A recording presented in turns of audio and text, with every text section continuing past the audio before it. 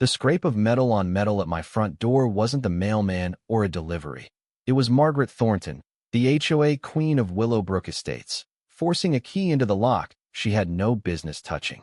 Her face was a mask of fake concern as she jabbed the phone to her ear and started her performance. 911. There's a dangerous intruder in one of our properties. But what she didn't know was that the steady voice answering her call was my son, ready to turn her world upside down. I sat in the dim glow of my study monitors, coffee in hand, watching her pearl-clutching meltdown in crystal-clear 4K. 6 weeks ago, I'd been just another retired intelligence analyst who wanted nothing more than quiet mornings and perfectly trimmed hedges. Now here was Margaret Thornton, beige blazer armor, clipboard sword, trying to storm my castle like it was her divine right. The irony tasted sweeter than the coffee. It all started so innocently, the way these suburban dictatorships always do. I'd moved into Willowbrook Estates after 25 years chasing shadows for the government, craving the kind of peace where the biggest decision was whether to grill burgers or steaks. The first Sunday, I put out a simple black welcome mat, nothing fancy, just "Home Sweet Home" in white letters. Monday morning, the doorbell rang. There she stood, smile so tight it looked painful. "Mr. Riley," she said, voice dripping artificial honey.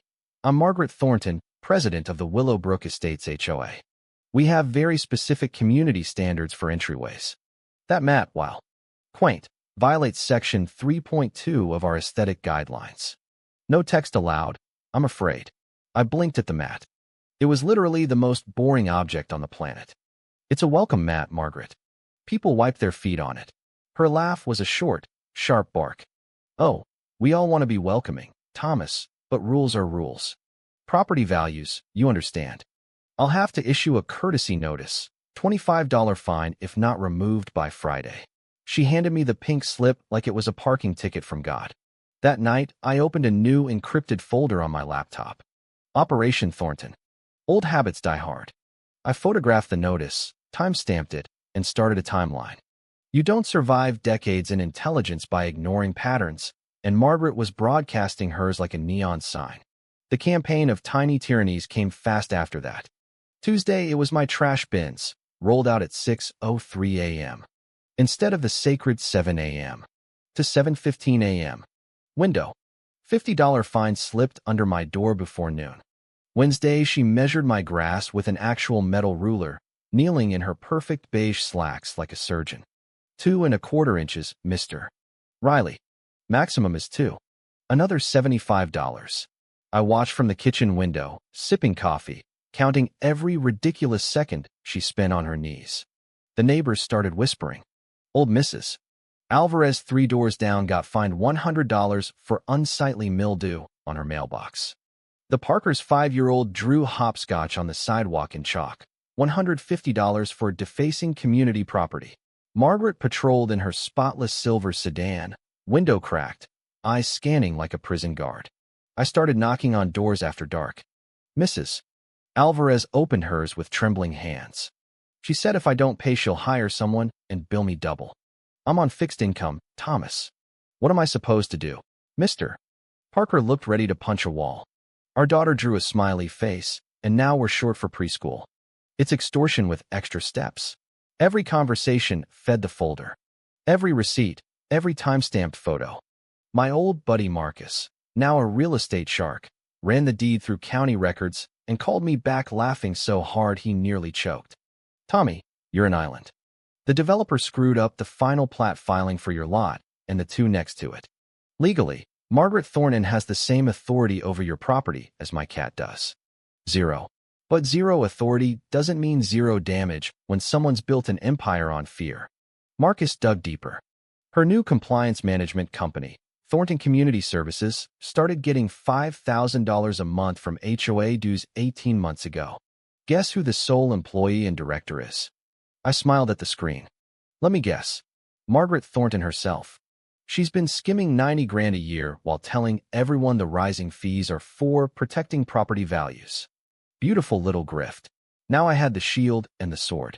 All I needed was bait so ridiculous it would force her to overplay her hand in front of the entire neighborhood.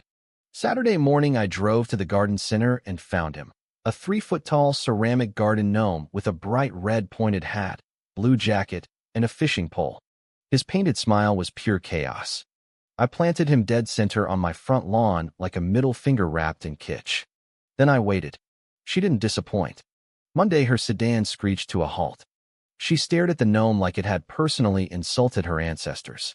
Clipboard in hand, she marched up and slapped a bright orange "Final Notice, Aesthetic Violation 7.4" on my door. An hour later she was back, no clipboard this time. Just a jingling ring of keys. I watched on the monitor as she tried key after key, muttering under her breath. The lock refused every one. Her face went from polite irritation to blotchy rage. That's when she pulled out her phone and dialed the number that would end her. 911. What's your emergency? Jake's voice, calm, professional, the same voice I'd heard every night on our calls, filled the audio feed I was quietly recording. Margaret's voice went up 3 octaves into full victim mode. There's a squatter. I'm the HOA president at 142 Oak Ridge Lane. He's changed the locks and won't leave. Send police immediately. I leaned back in my chair, grinning. Game on. Jake didn't miss a beat. Ma'am, can you confirm you are the legal owner or have a court order to enter that property? Margaret sputtered. I have authority. The bylaws give me master keys for compliance. So to clarify, Jake continued, voice never wavering. You are not the owner, you do not have a court order, and you're attempting forced entry while claiming the actual resident is the trespasser? The silence on her end was glorious. I could see her cheeks turning the same shade as the gnome's hat. Just send someone, she hissed and hung up. 10 minutes later, a patrol car rolled up. 2 officers stepped out, took one look at Margaret waving her clipboard like a battle flag, and me standing calmly on my porch with a folder in hand. Good morning, officers, I said, voice even. I'm Thomas Riley, rightful owner. Deed's right here. The lady on the lawn seems to think she can let herself in. Margaret marched forward. Officer, this man is in violation of multiple community standards. As president, I have the right to. Ma'am, the female officer cut in, polite but steel-edged. Do you have a court-ordered eviction notice or any legal document authorizing entry? Margaret's mouth opened and closed. The bylaws. Without a judge's signature, this is private property. Attempting entry without permission and filing a false police report are serious offenses. I need you to step back. The look she gave me as she stalked to her car could have curdled milk. But I knew cornered animals don't slink away, they double down. 2 days later, cream-colored flyers appeared under every door. Emergency community meeting. Urgent threat to neighborhood harmony. My name wasn't printed, but everyone knew. The community center that night smelled of burnt coffee and fear. Margaret had arranged the folding chairs like a courtroom. She sat at the head table in a fresh beige power suit, flanked by 2 nervous board members who looked like they wanted to be anywhere else. 45 residents filled the room, more than I'd ever seen at these things. The Parkers clutched each other. Mrs. Alvarez gripped her purse like a shield. Margaret rose like a queen addressing her subjects. Friends, we face a dangerous precedent. One resident believes he is above our shared standards. Click, her PowerPoint lit up. Photo of my welcome mat with a red circle. Photo of my grass with ruler overlay. Photo of the gnome circled like a wanted poster. This isn't about a silly statue. It's about respect. About protecting the investment we all made. She droned for 20 minutes, painting me as the villain who threatened property values with my criminal gnome. Then she smiled at me like a shark. Mr. Riley, would you care to address the community before we vote on a $2,000 fine and legal action? I stood slowly, laptop in hand. I'd love to, Margaret. Mind if I borrow the projector? Her smile twitched. I unplugged her laptop and plugged in mine. The screen changed. First slide, California Civil Code Section 4775 in giant letters. Any new HOA rule requires 30-day notice and majority vote. Margaret, show us the minutes where the neighborhood voted on welcome mat text bans. Murmurs rippled. Those were clarifications, she snapped. Right. Next slide. A spreadsheet appeared. $5,000 monthly payments to Thornton Community Services. Total 90 grand. Could you explain to everyone what services your company provides for $60,000 a year, and why you're the only employee? The room erupted in angry whispers. Mrs. Alvarez stood first. My $100 mildew fine paid your salary. Mr. Parker rose next. Our daughter's chalk drawing funded your BMW. Margaret's face drained of color. This is harassment. The board approved. Final slide, I said quietly. I clicked. My deed appeared next to the plat map, covenant highlighted in yellow. According to county records, my lot was never legally bound to the HOA. Margaret has been fining me, fining all of you, with zero authority. Dead silence. Then I hit play on the audio. Margaret's own recorded voice filled the room. There's a squatter. I'm the HOA president. Send police immediately. Gasps. Phones came out. People started filming her. The back door opened. Jake walked in wearing his crisp 911 uniform, badge gleaming under the fluorescence. He stopped beside me. Evening, everyone. Jake Riley, 911 dispatcher. I took that call. Margaret looked like someone had yanked the plug on her soul. The room exploded. Not with shouts, with something far more dangerous to a tyrant like Margaret. Laughter. Bitter, relieved, unstoppable laughter. Mrs. Alvarez cackled first, then the Parkers, then half the row behind them. It was the sound of people realizing they'd been terrorized by a woman whose entire kingdom was built on a filing error and a slush fund. Margaret tried one last time. This is a witch hunt. I was protecting your wallet, I said mildly. Jake already flagged the false 911 report. Police are reviewing the embezzlement angle too.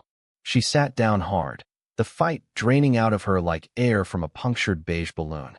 The board members quietly slid their chairs away from her, as if she carried the plague.